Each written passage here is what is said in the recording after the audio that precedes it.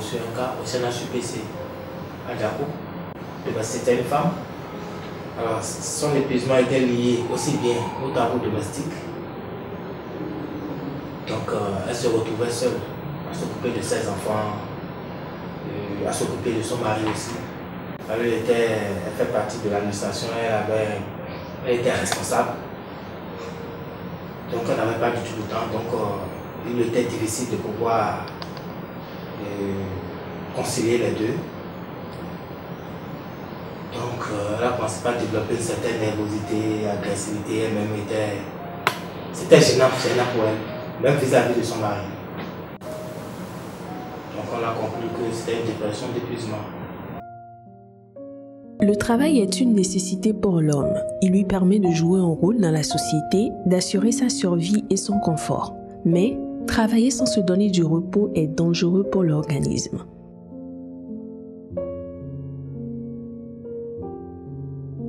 Le repos est en aval et en amont de tout développement personnel et donc sociétal. Vous ne pouvez pas travailler tout le temps sans permettre à l'organisme de se refaire. Vous ne pouvez pas ne pas vous recréer et espérer un rendement adéquat de tout ce que vous faites comme activité. Pour mieux produire, il faut que l'homme se repose. Et donc, dire que le repos n'est plus nécessaire aujourd'hui, je crois que c'est une erreur.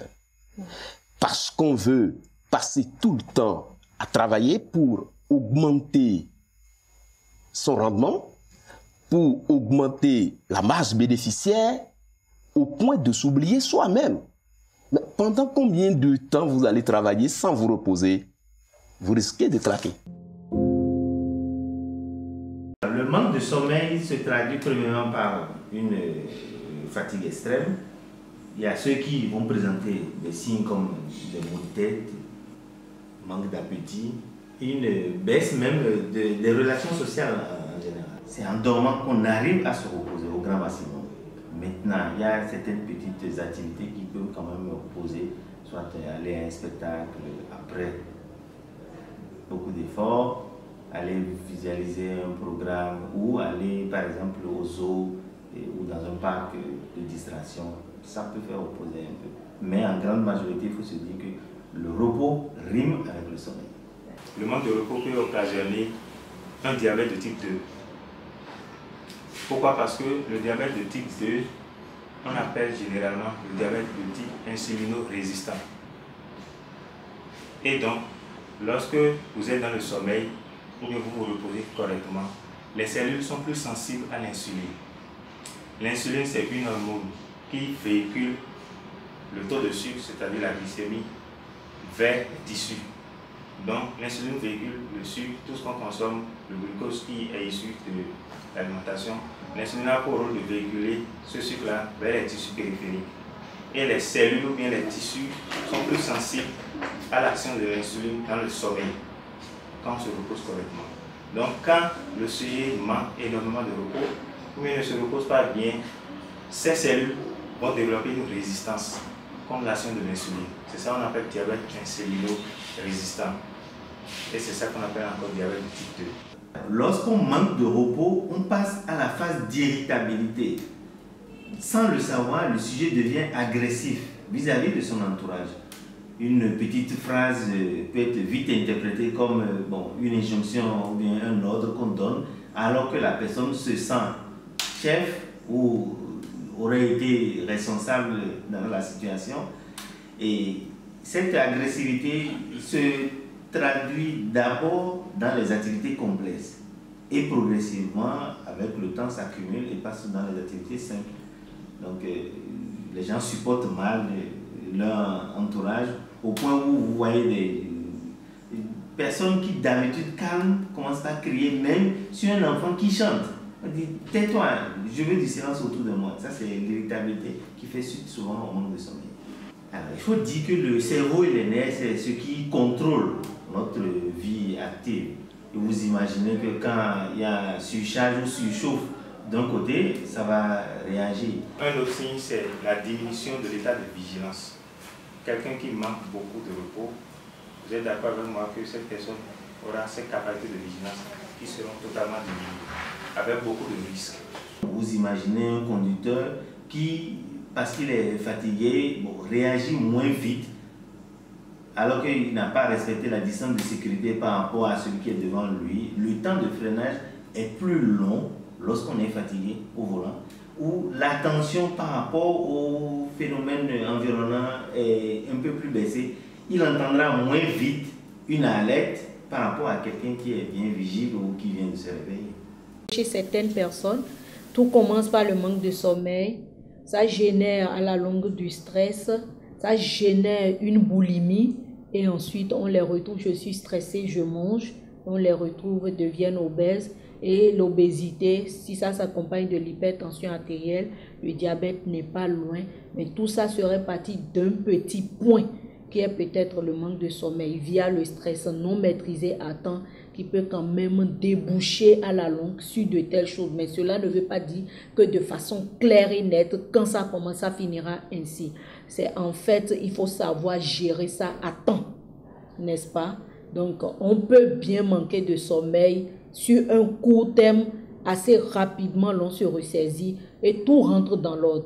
Mais autant on manque de sommeil sur le long terme, on crée des désorganisations neuro-hormonales au niveau de l'organisme et ces désordres génèrent à tour de rôle le stress, l'hypertension artérielle, l'obésité et ça peut finir aussi avec le diabète. L'ensemble de tout ça peut maintenant favoriser la survenue donc des attaques soit cardiaques ou alors des attaques au niveau cérébral.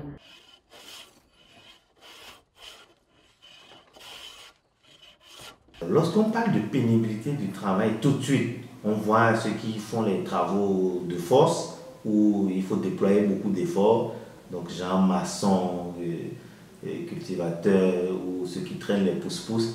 Alors, par rapport à ceux-là, au fait, l'organisme réagit et paye en même temps sa dette de sommeil ou de repos. Parce que dès que l'organisme est fatigué, que vous le veuillez ou non, vous allez somnoler et vous êtes obligé de dormir afin de pouvoir déployer encore de l'énergie. Alors, il ne faut pas voir seulement la pénibilité du travail seulement par rapport à la force, parce qu'il y a les intellectuels qui font un travail de réflexion poussé également ont des travaux pénibles. Et c'est ceux-là qui arrivent à différer leurs heures de repos pour essayer quand même d'avoir une période d'activité plus longue. Mais actuellement, certaines recherches sont en train de prouver que c'est dans cette catégorie de travailleurs à rendement intellectuel qu'on retrouve le plus de personnes déprimées qui présentent les complications ou les conséquences du manque de sommeil. Le manque de repos est un problème majeur de santé publique. Pour des raisons professionnelles et même personnelles, plusieurs personnes dorment peu. Elles en gardent longtemps les séquelles. Il y a eu un moment dans ma vie où je ne prenais pas vraiment de repos. Je travaillais beaucoup et quand je reviens même du service dans la soirée, tardivement, je me mets encore à l'ordinateur pour travailler jusqu'à une heure tardive. C'était comme si toutes les tâches que j'avais dans mon service, toutes les activités, je devrais les faire seul, je devrais les réaliser et forcément seul. La journée ne me suffisait pas, même les horaires que j'avais au bureau ne me suffisaient pas, donc je me décarcassais, je travaillais beaucoup sans repos. À plusieurs reprises, j'ai surtout ma maman qui me rappelle à l'autre, pourquoi tu ne te reposes pas? Mais je n'ai souvent pas compris, ou bien je ne comprenais souvent pas quand elle me recommandait par rapport à ce genre de comportement. Mais il est arrivé un moment où je suis vraiment tombé malade et j'étais en consultation et il s'est révélé que c'était une fatigue générale, en plus d'autres maux. Mais s'il n'y avait pas la fatigue, je ne serais pas vraiment terrassé par ces mots-là. Ok, à tout à l'heure. Oui, oui. Quitte-la, toi, Méfie-toi, je t'ai déjà refusé de ne plus s'approcher. Quand tu manques de sommeil, tu n'es pas dans ton état normal. Tu n'as pas envie de parler, franchement, j'ai mal à la tête. Les premiers problèmes, c'est surtout neuro. Le stress. Si on ne le maîtrise pas, on ne va pas maîtriser la tension artérielle. Donc parfois même, tu as des malades, tu leur mets de faibles doses et tu traites correctement leur état de stress et les choses, ça rentre dans l'ordre. Mais je sais que quand tu manques de sommeil, ce n'est plus toi.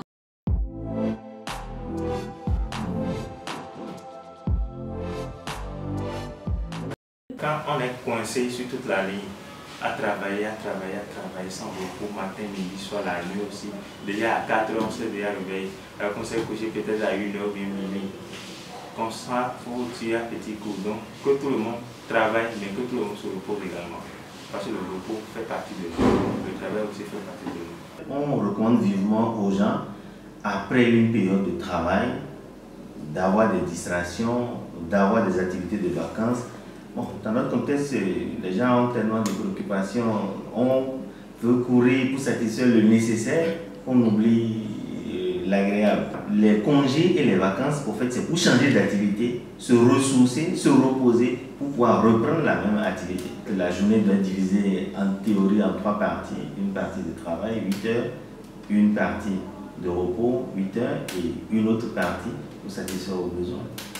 À toutes ces maladies s'ajoute le cancer. Les spécialistes de la santé recommandent de privilégier le matin ou le midi pour les activités physiques, de profiter de la sieste, d'éteindre la lumière la nuit avant de dormir, d'avoir une bonne alimentation et surtout de consulter un médecin en cas de trouble du sommeil.